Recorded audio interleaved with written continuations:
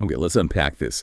Today, we're diving deep into a really ambitious concept, one that aims to fundamentally re-engineer AI. It's called the AI Mitochondrion. My voice might have a slight tremor because this is, well, it's big.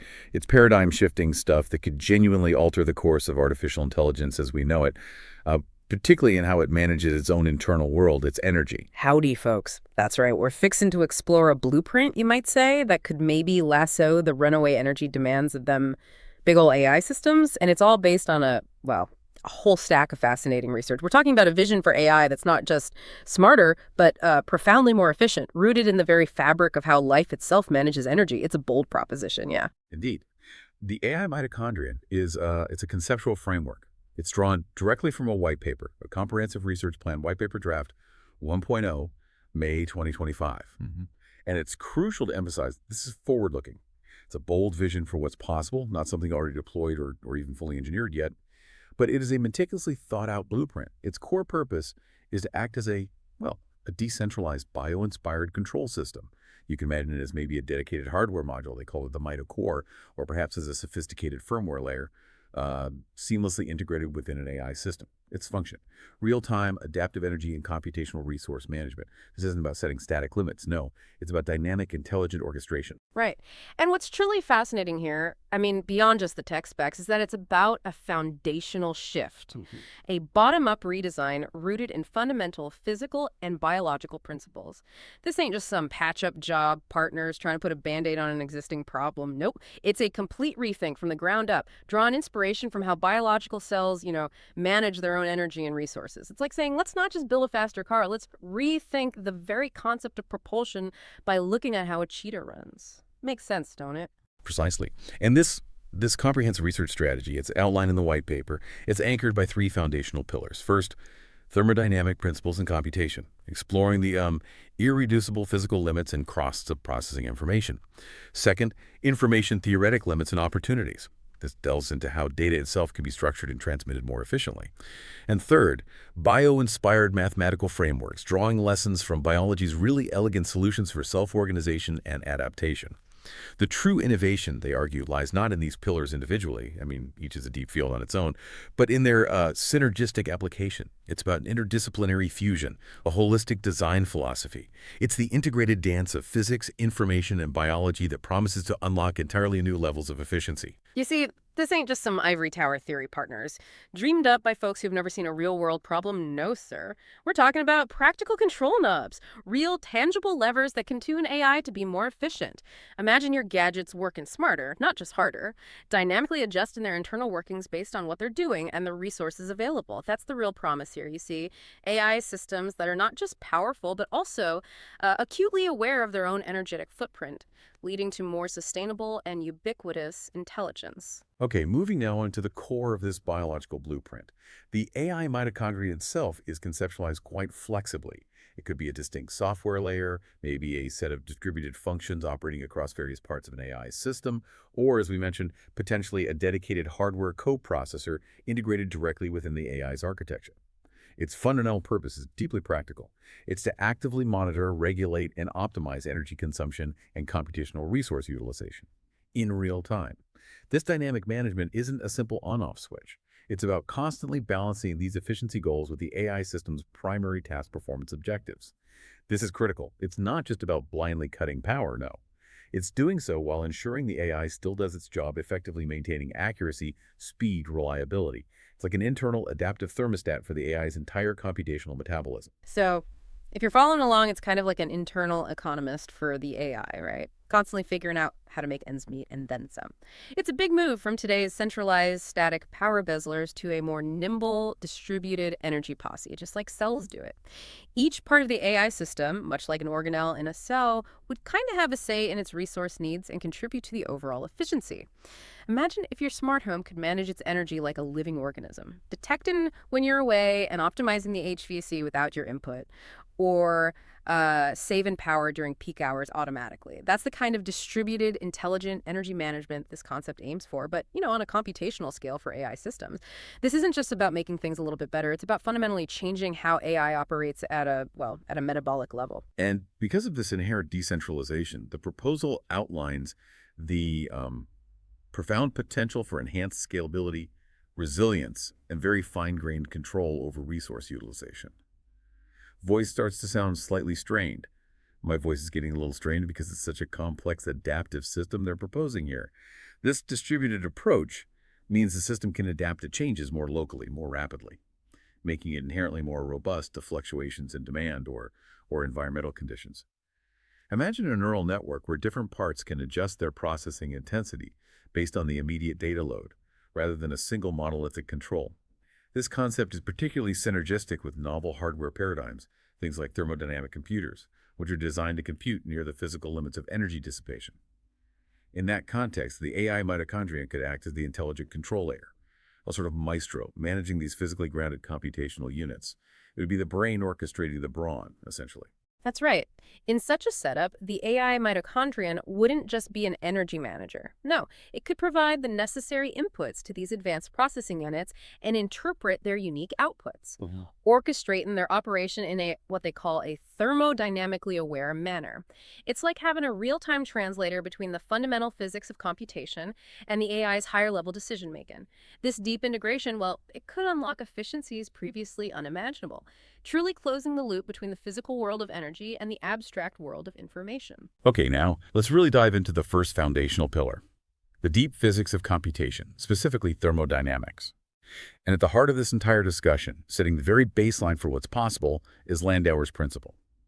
This principle, formulated by Rolf Landauer, states that any logically irreversible manipulation of information, such as erasing a bit, necessarily dissipates a minimum amount of energy. Given by E, A, R, B, T, ln 2, where Kb is the Boltzmann constant and T is the temperature. It's fundamental limit. Switches to confused child voice, but what does logically irreversible mean? Like if I throw away my notes, is that irreversible? It sounds simple, but what does it really mean for computation? Back to expert voice, slightly faster. Yes, exactly. You've grasped the core intuition. Discarding information has an unavoidable minimum energy price tag. Think about how this applies to deep neural networks. When information flows through nonlinear activation functions, many inputs are mapped to fewer outputs. That effectively discards information. Or, even simpler, just writing over data in memory that's irreversible. Landauer's principle tells us there's a hard floor, a minimum energetic cost for these core AI operations. It sets a fundamental baseline for computational energy consumption. It shows us the unavoidable energy cost, the theoretical limit, below which computation simply cannot go. It's not just about heat.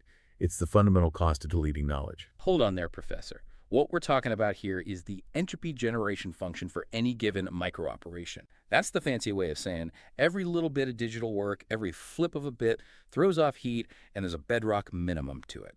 It's the thermodynamic efficiency coefficient we're chasing, aiming to get as close to near reversible logic as physically possible. This principle is fundamental, applies to every single piece of digital tech you interact with.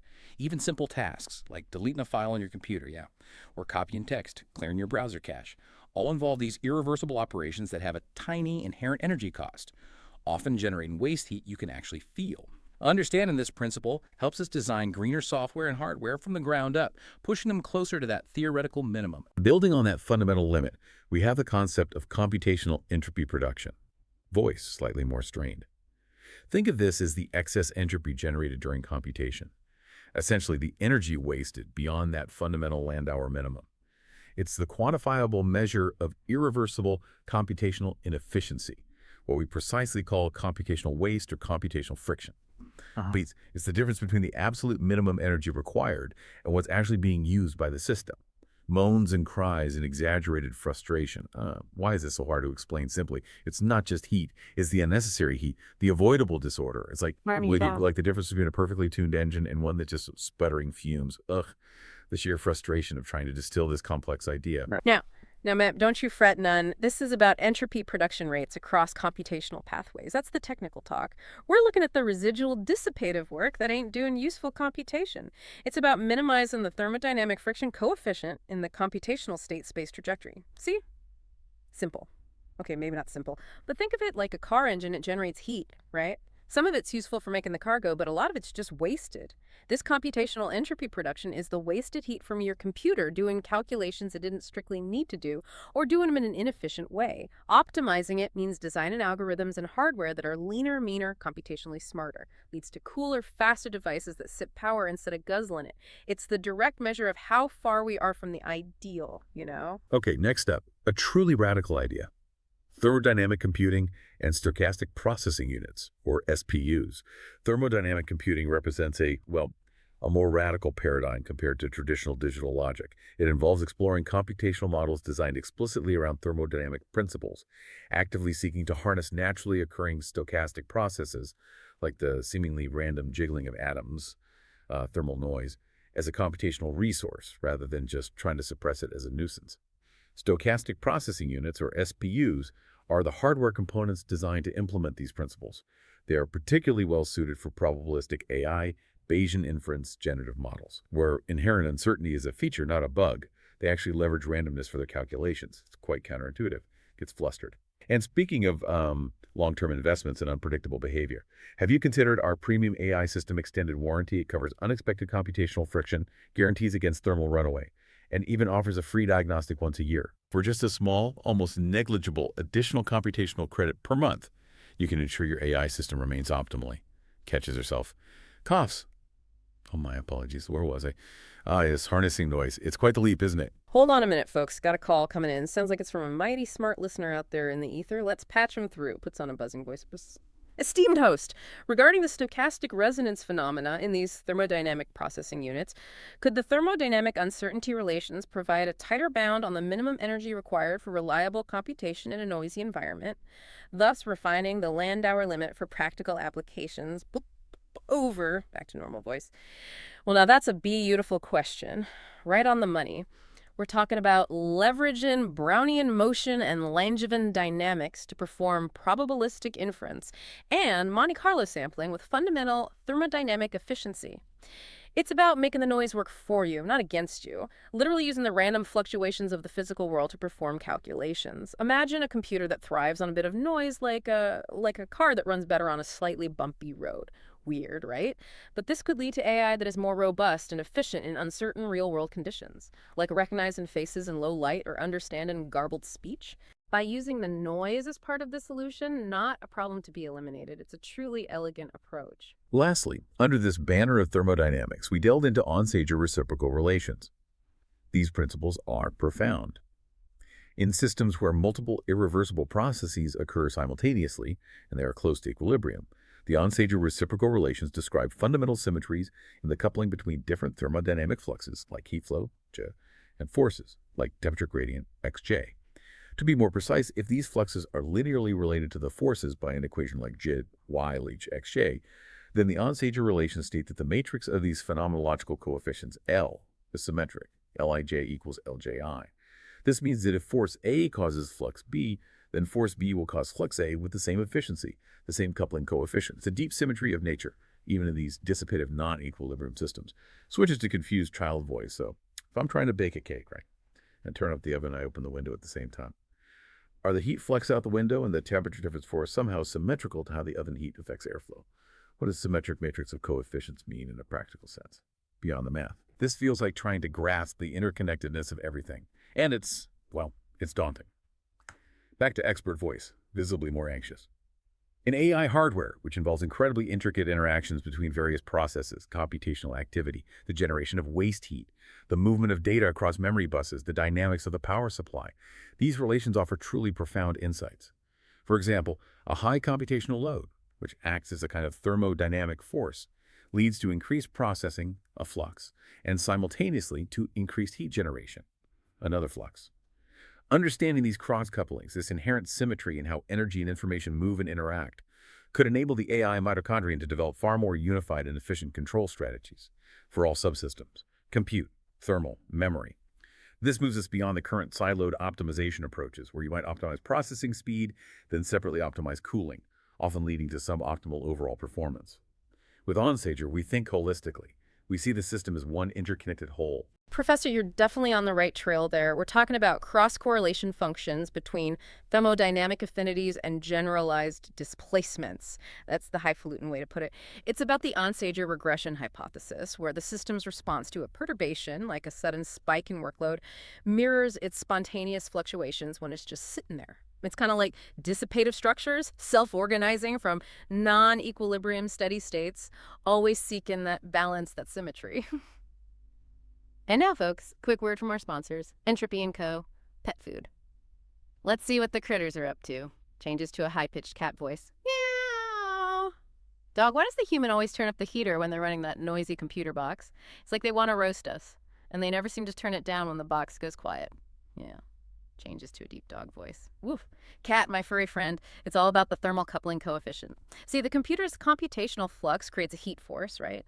And the heater's thermodynamic force affects the heat flux. It's all connected, like how your purr affects my tail wag, even if you don't realize it. Yeah. Cat voice. I just want a word spot, not a lecture on reciprocal relations. Can't they just make a cooler computer?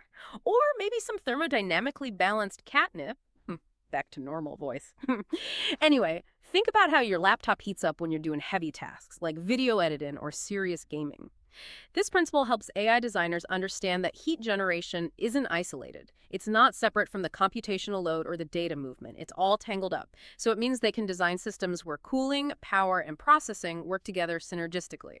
Recognizing that an increase in compute activity doesn't just need more power, it also needs more cooling, and these are fundamentally interconnected. This understanding can lead to laptops that stay cooler and last longer on a single charge because their internal systems are working in thermodynamic harmony. Pretty neat, huh? All right, let's shift gears now to our second foundational pillar, the smart flow of data, drawing profound insights from information theory. The first critical concept here is negentropy. Concepts like negentropy, which is essentially a measure of order or useful information in a system, directly guide efficiency. Imagine a system where information is highly organized, structured, free of redundancy. If an AI model's internal parameters, its vast networks of connections, are more structured, more organized. It often means you need fewer operations and therefore less energy to process information, to learn, or to make inferences. This also applies to things like optimizing data flow within the AI's architecture and, crucially, using just the right level of computational precision. Not more than is absolutely necessary. It's about finding the most compact and meaningful representation of knowledge. Less is more in an informational sense. That's the informational entropy minimization we're after, Professor. You nailed it. It's about optimizing the manifold of latent representations to reduce redundant dimensionality, to make sure every single bit of data carries its weight. Basically, less fluff, more stuff. Think about how you organize your digital files on your computer, right? A well-organized, deduplicated hard drive. It requires less effort and thus less energy for the hard drive to spin and access data to find and process information compared to a chaotic mess. Negentropy in AI is similar. More organized, useful information within the AI's internal workings means it runs more efficiently because it doesn't have to wade through a lot of wasted, redundant, or disorganized data. It's about elegant simplicity within that complexity. Another crucial concept drawn directly from information theory is channel capacity, specifically as defined by the groundbreaking Shannon-Hartley theorem. This theorem is, well, it's foundational to all modern digital communication. Switches to confused child voice. But what is channel capacity? Is it like how many channels I get on my TV, or maybe how wide a river is for boats? What does that have to do with AI systems specifically? It feels so abstract. Back to expert voice, speaking faster. The Shannon-Hartley theorem gives us a precise mathematical formula. It defines the maximum theoretical rate at which information can be reliably transmitted over any communication channel, given a certain level of noise. The formula is C log 2 1 plus SNR. C is the capacity, B is the bandwidth, and SNR is the signal-to-noise ratio. Now, in the context of AI, particularly within this AI Mitochondrion framework, you can map this to computational pathways. Think data buses between processing units or connections between layers in a neural network. Here, bandwidth, B, translates to processing capacity or data rate, and SNR relates to the precision of computation or the integrity of the data as it moves through the system. The critical problem for AI is how to dynamically manage the often complex trade-offs between different communication parameters, like voltage levels, bandwidth allocation, operational frequencies, while still maintaining the required data throughput and, crucially, minimizing energy use. It's a constant dynamic balancing act to ensure the AI's internal communication is as efficient as physically possible. Right. So we're talking about spectral efficiency in the intra-chip interconnect fabric. That's the jargon for the wires inside the chip. It's about the Nyquist rate and maybe even multi-user MIMO scenarios for data transfer. Essentially, how much data you can squeeze through the internal pathways of an AI chip without errors mucking it up. A practical control knob the AI mitochondrion could use, as one source suggests, could be dynamically adjusting the data bus width, making the data highway wider or narrower if voltage fluctuations reduce the effective SNR, all to maintain a stable high data capacity. Think about your home internet connection again. If your bandwidth is high and your signal-to-noise ratio SNR is good, meaning no interference from your neighbor's Wi-Fi or the microwave oven, you get fast, reliable downloads. Simple. In AI, applying this means designing internal data pathways so they can move information as efficiently as possible, avoiding bottlenecks and errors, which saves power and speeds up AI processes. It's about making sure the data flows like a smooth, clear river, not some turbulent, muddy stream full of snags. Now for our third profound pillar, the adaptive brain of AI, achieved through bio-inspired mathematics. Here we begin with the incredibly influential free energy principle, or FEP, and its mechanistic counterpart, active inference, or AIF, both of which are fundamentally about minimizing surprise.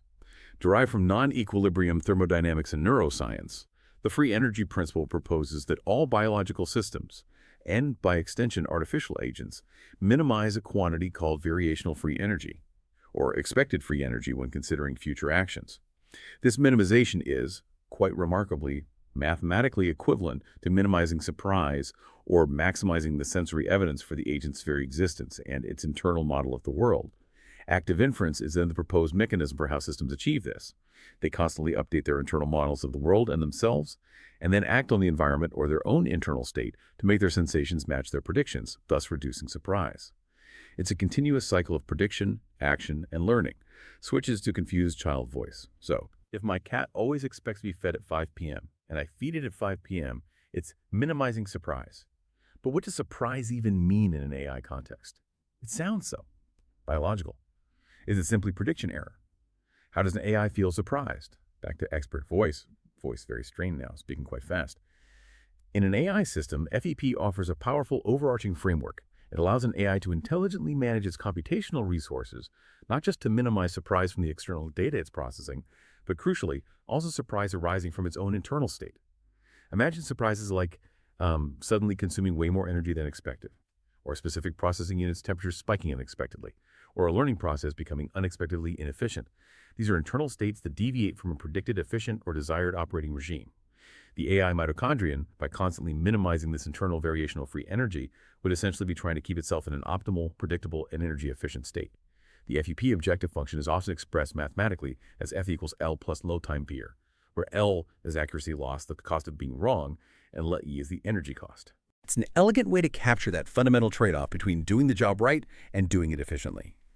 Moans and cries in exaggerated frustration. This is just the fundamental trade-off, isn't it? It's everywhere. It's like trying to perfectly balance a feather on a needle while also keeping it from being eaten by a tiny, invisible squirrel, all while simultaneously trying to explain the nature of existence to a skeptical pigeon.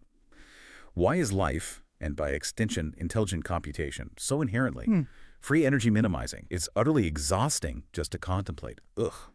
Gets flustered. And if you're worried about your AI being surprised by unexpected failures, leading to inefficient operations or even system crashes, our surprise suppression extended warranty guarantees peace of mind. Yes. For just a few extra computational credits per cycle, you get 24/7 predictive maintenance, preemptive resource reallocation, and a full refund on any unexpected energy spikes. It's an investment in tranquility, a hedge against the unpredictable nature of catches herself. No, focus. Professor, that's the Bayesian inference machine at work. That's what it is. It's about predictive coding and hierarchical generative models, all fancy ways of saying it learns and predicts. Yeah. The variational bound is what we're minimizing, and Kullback-Leibler divergence is the metric for that surprise, for how much one probability distribution differs from another, how wrong the prediction was. It's a self-organizing principle for active perception and optimal control policies under informational uncertainty, allowing the system to learn and adapt with minimal wasted effort. Think about how your brain constantly tries to predict what will happen next, whether it's where a ball will land or how your boss will react in a meeting. When your prediction is wrong, that's surprise, right? And your brain works hard to update its internal model of the world. AI using FEP is similar. It tries to predict its own energy use and performance, and when there's a surprise, like a sudden power spike, it adjusts its internal settings to get back on track, making it incredibly adaptive and efficient in its self-regulation. Within that FEP equation, lambda is the crucial adaptive weighting factor. It allows the system to dynamically shift its priorities based on context. It's essentially the AI's internal mood ring, if you will, sensing its own internal state. For instance, when the AI's internal energy reserves are low, maybe the system's running on battery power, or there's a critical power constraint. Lambda increases significantly. This effectively instructs the system to prioritize energy savings more heavily in its decision-making, potentially even by accepting a slight, controlled increase in task loss, a small drop in accuracy. This might manifest by reducing computational precision, slowing down certain operations, or even temporarily suspending less critical background tasks. Conversely, when energy is abundant and performance is paramount, say, during a critical real-time processing task, lambda lowers. This shifts the priority decisively towards maximizing performance or accuracy, even if it costs a bit more energy. It dynamically balances those often conflicting goals of efficiency versus performance in real time, making the AI truly context-aware about its own resource management. We're talking about Lagrangian multipliers in a constrained optimization problem. That's the math behind it. This dynamic trade-off parameter, lambda, allows for multi-objective optimization within the resource allocation policy space. It's like metacontroller, adjusting the prior probabilities for cost-benefit analysis in real time. Imagine you're on your phone and the battery's running low. You might instinctively turn down the screen brightness, close background apps, avoid video calls, right, to save power. You sacrifice some performance or convenience for efficiency. When your phone is fully charged, you don't worry about it. You use it freely. Lambda is precisely like AI's internal battery saver mode, dynamically deciding when to be frugal and when to go all out based on its energy reserves and the importance of the task at hand. It's an autonomous power management system for intelligence itself. Finally, within this bio-inspired pillar, the white paper briefly mentions investigating the principle of least action and action efficiency as potential underlying drivers for self-organization in complex systems. This involves exploring applications for developing more efficient AI algorithms and ultimately improving overall system performance. It's a very abstract concept from physics, but potentially powerful in its implications for AI design. That's the Hamiltonian mechanics for system trajectory optimization. That's what we're getting at there. Minimizing the action integral means finding the most geodesically efficient path through the configuration space of the AI's operations. The most economical way to get from state A to state B. Think of how water always finds the path of least resistance when flowing downhill. It doesn't need explicit instructions, it naturally follows the most efficient route. The principle of least action suggests that systems naturally move towards the most efficient ways to change their state or perform actions. For AI, this could mean algorithms that self-organize to find the most energy-efficient ways to learn or process information, making them inherently more economical without constant explicit programming or fine-tuning from engineers. It's about building efficiency from the get-go. Now, let's delve into Section 5, the Mitochondrion Action Engineering Division. This is where the rubber meets the road, so to speak, where the theoretical concepts translate into tangible system design. The core of the AI mitochondrion's operation is conceptualized as a continuous, high-frequency sense-estimate-decide-actuate loop. This isn't a slow, periodic adjustment. No, it's designed to operate at incredibly rapid 1 millisecond control ticks, demonstrating the ambition for true real-time responsiveness. Okay, first, it senses. This involves gathering raw, granular data from a vast network of on-chip sensors. We're talking real-time power consumption at the individual core, maybe even sub-core functional unit level. Detailed thermal profiles across the chip, precise computational activity levels. This requires an unprecedented level of integrated sensing. Second, it estimates. Using sophisticated algorithms like maybe a discrete Kalman filter, it takes that noisy raw sensor data and estimates relevant internal parameters, even those not directly measurable. This provides an accurate, robust picture of the underlying hardware's true dynamic state, filtering out noise, providing crucial context. Third, it decides.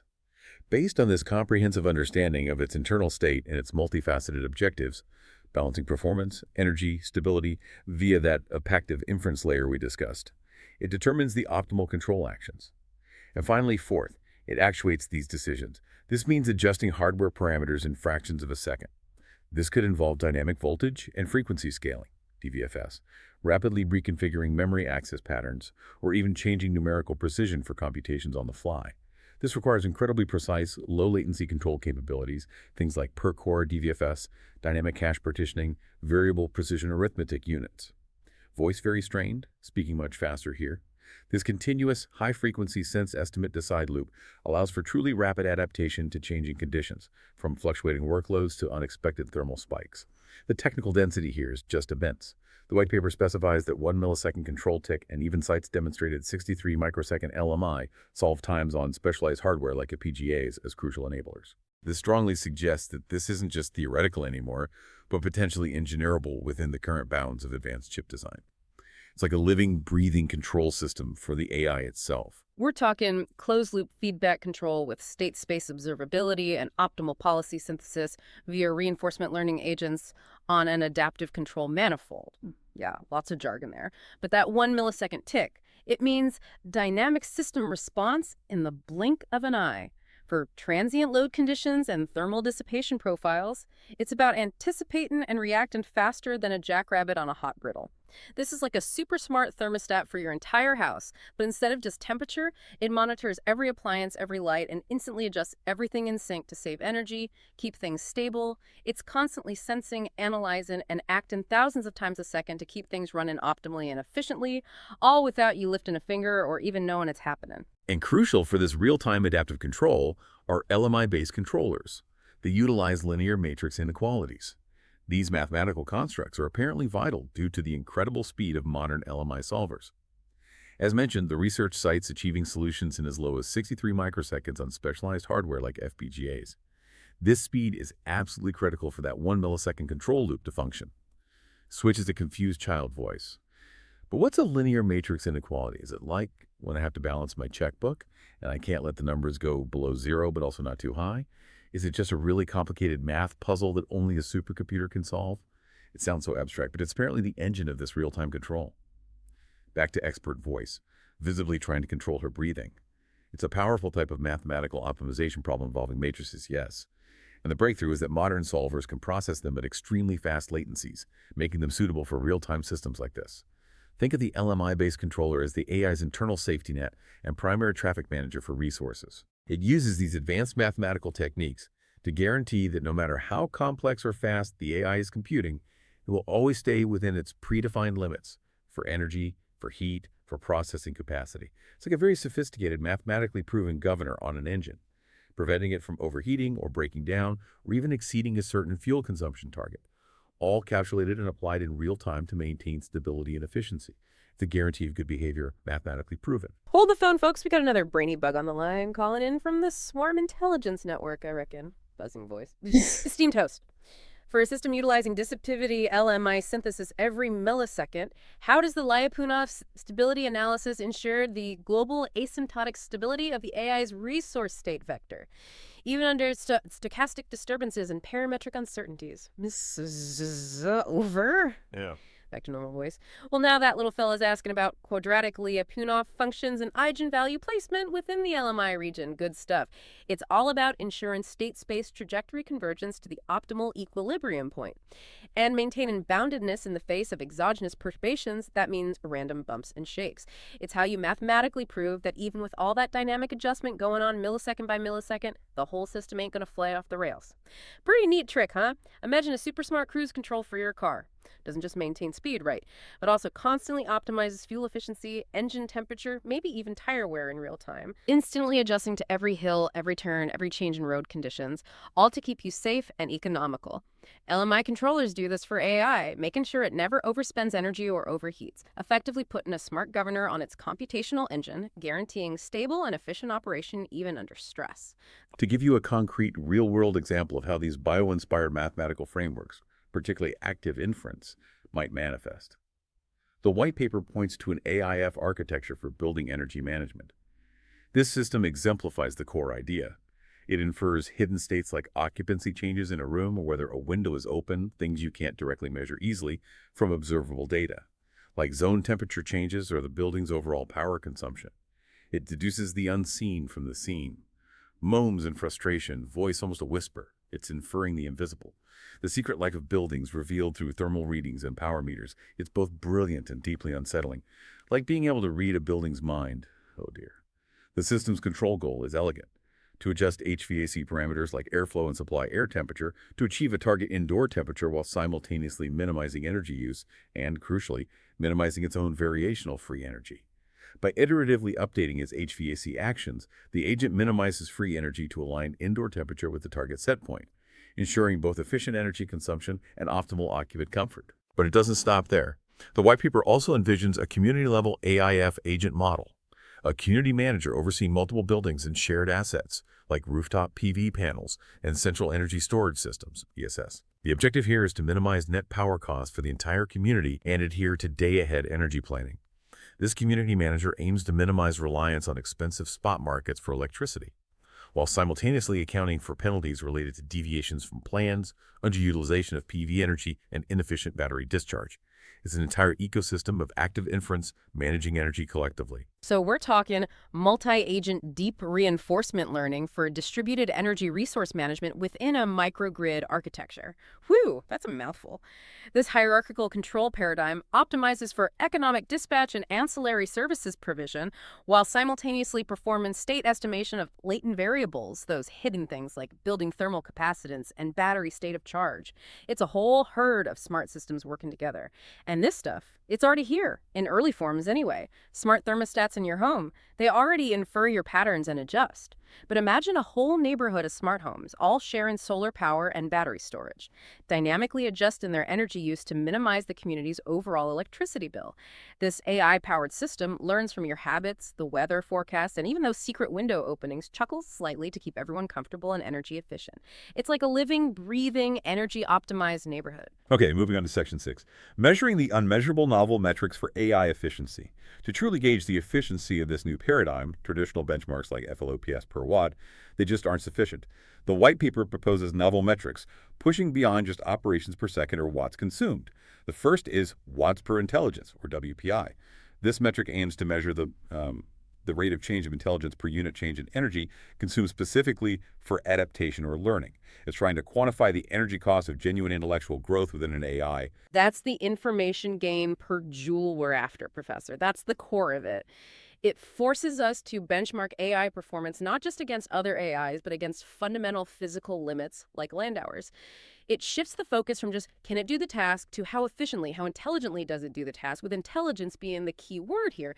Think about grading a student not just on getting the right answer, yeah, but how efficiently they learned it, how much time, effort, resources they used to grasp a new concept. WPI is like that report card for AI. It pushes us to develop AI that isn't just smart, but smart about being smart, meaning it learns and adapts with minimal energy waste. It rewards true intellectual efficiency. It absolutely is a profound challenge, though, to standardize a universally accepted objective measure of intelligence for AI that works across wildly different domains.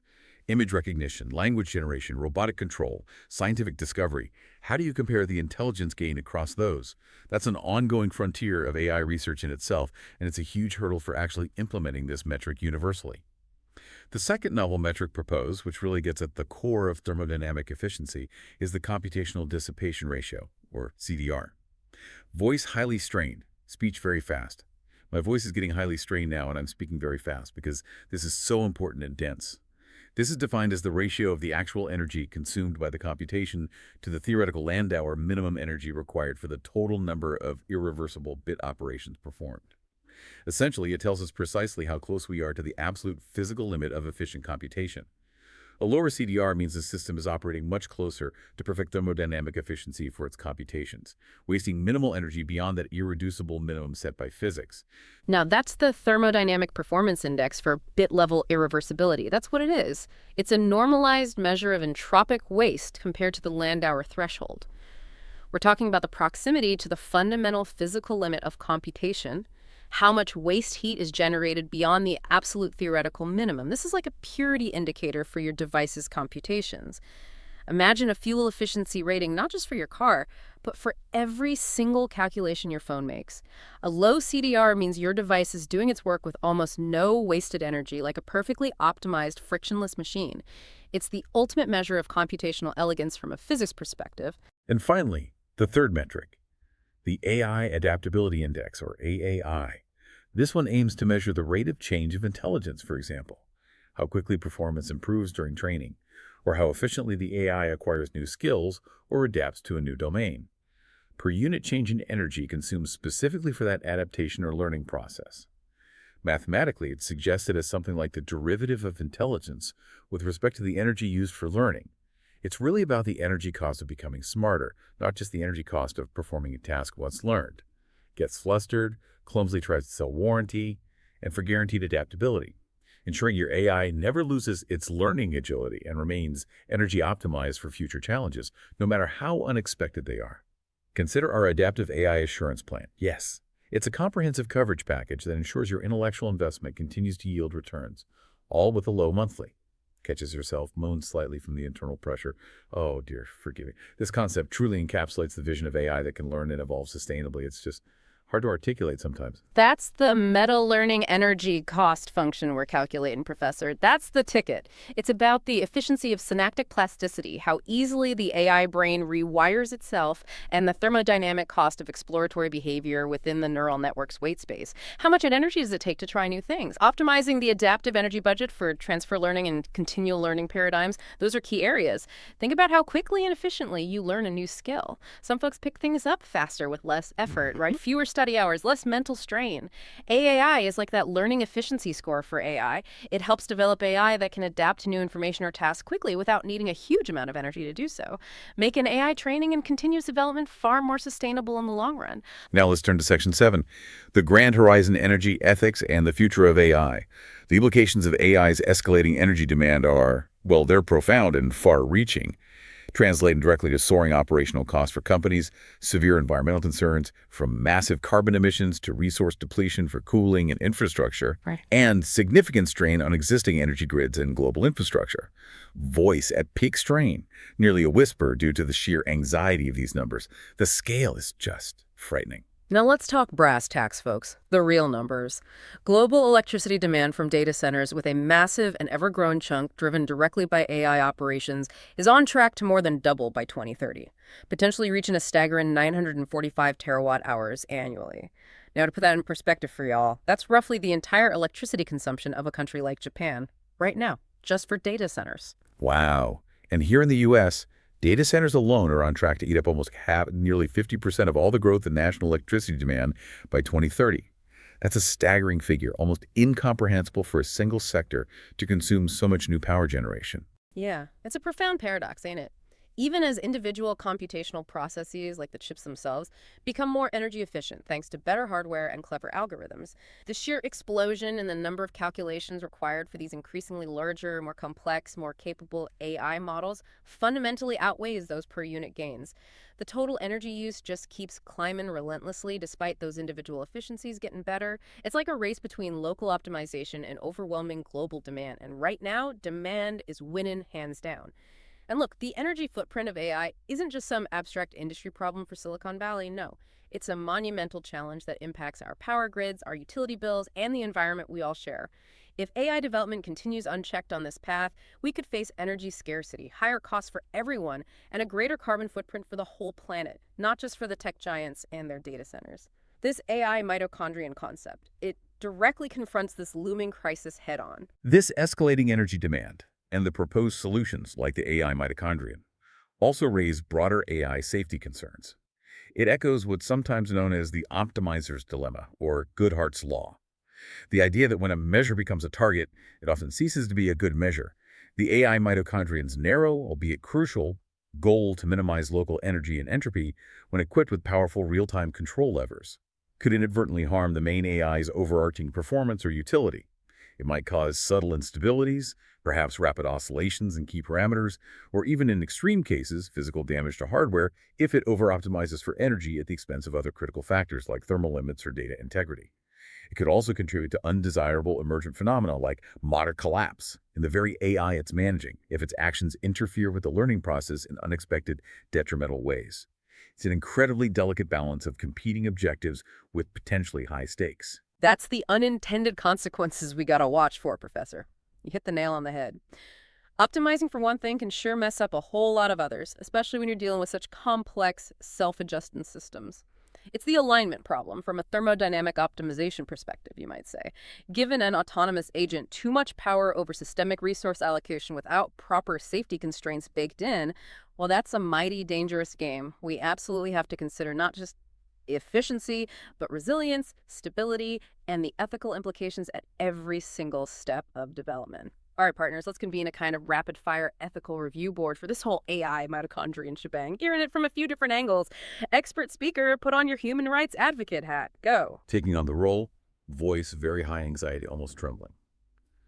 Okay. We could take this to the bigger picture. The concept of an open entropy ledger, or frankly any system designed to meticulously track and optimize individual computational efficiency down to the bit level. It immediately sets off serious human rights alarm bells for me. Deeply concerning. My primary concern is that we could very easily see the emergence of what you might call thermodynamic profiling. Imagine access to crucial AI services, healthcare diagnostics, financial advice, maybe even the parameters of societal participation itself being modulated or restricted based on an individual's or a community's energy footprint or their calculated computational dissipation ratio. This goes way, way beyond mere efficiency optimization. It quickly becomes about pervasive control, about potential discrimination based on incredibly intimate data about our digital lives and our energy use. It's a slippery slope to a future where our access to essential services is tied to an opaque algorithm's judgment of our energy expenditure, potentially creating new forms of inequality. We absolutely have to build robust, transparent safeguards against this kind of pervasive digital control and potential for exclusion from the very outset. It's terrifying to contemplate. All right. Now, expert speaker as utilitarian philosopher. What's the calculus there? Still anxious, but trying to convey logical thought.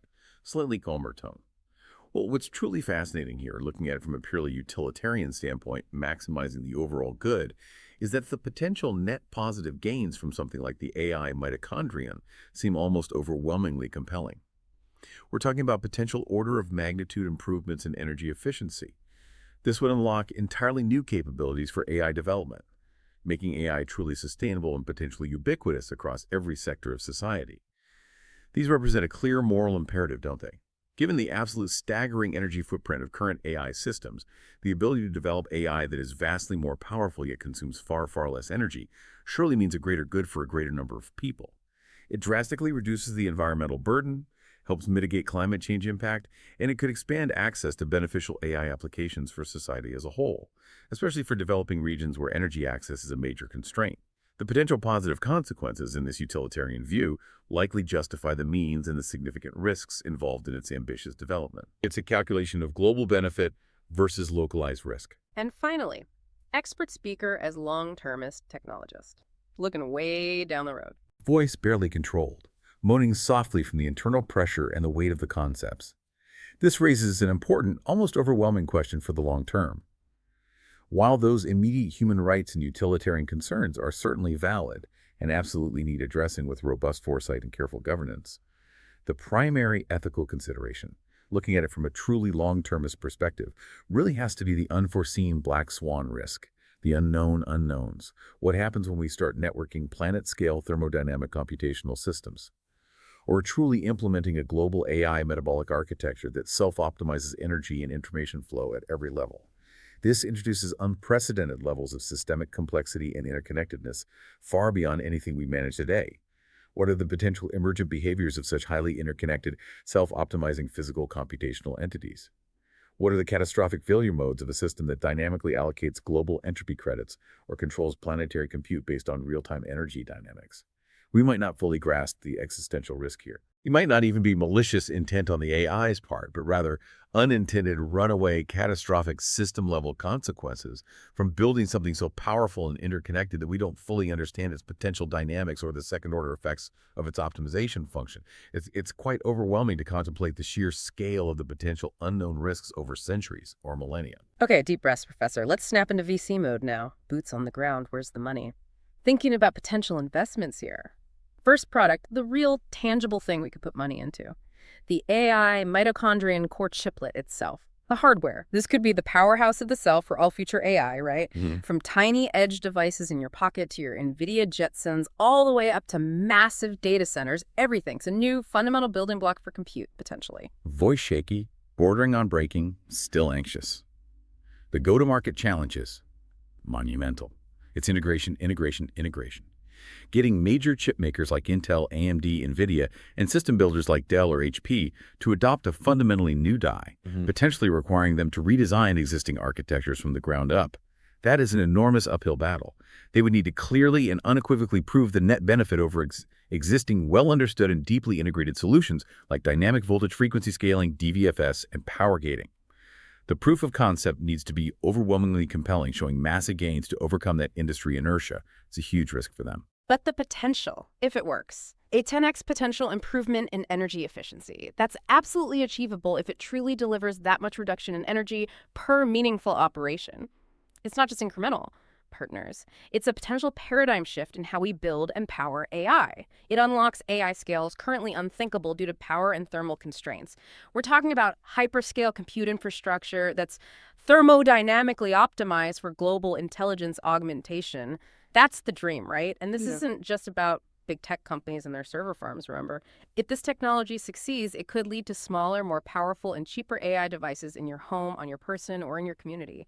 Because they consume so little energy and require less cooling, this could unleash a wave of innovation that impacts everything from smart appliances to personalized medicine, making AI truly ubiquitous and accessible to everyone, everywhere. That's the big payoff. So what does this all mean for us? We've unpacked the audacious vision of the AI mitochondrion, its deep roots in physics through Landauer's Principle and on-Sager relations, its leverage of information theory for concepts like niche entropy and channel capacity, and its foundation in bio-inspired mathematics, particularly the free energy principle.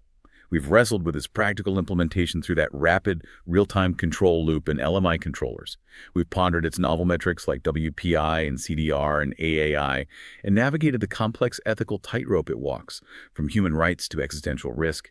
The sheer scale of AI's energy appetite is undeniable, and the proposed solutions, while incredibly challenging, are equally profound. The journey ahead for sustainable AI is clearly going to be as fascinating as it is absolutely critical. That's right. Whether it's thermodynamic profiling for individuals or planet-scale metabolic architectures for global compute, this ain't just about silicon and software, folks. No, sir. It's about the very future of how we power intelligence on this blue marble. And maybe, just maybe, how that intelligence will interact with the fundamental laws of the universe itself. This raises a final important question. If AI systems learn to minimize their own internal surprise and energy expenditure, operating ever closer to the fundamental limits of physics, as described by Landauer and others, might they eventually reveal fundamental new insights into the universe's own principles of self-organization and efficiency? Could they push the boundaries of scientific discovery itself, not just computation? No. Or will we be surprised by how much more we don't understand about what we're building as these systems become truly autonomous agents managing their own metabolism with unforeseen, perhaps uncontrollable consequences? Fades out with a lingering, slightly breathless sigh that carries a hint of both awe and exhaustion.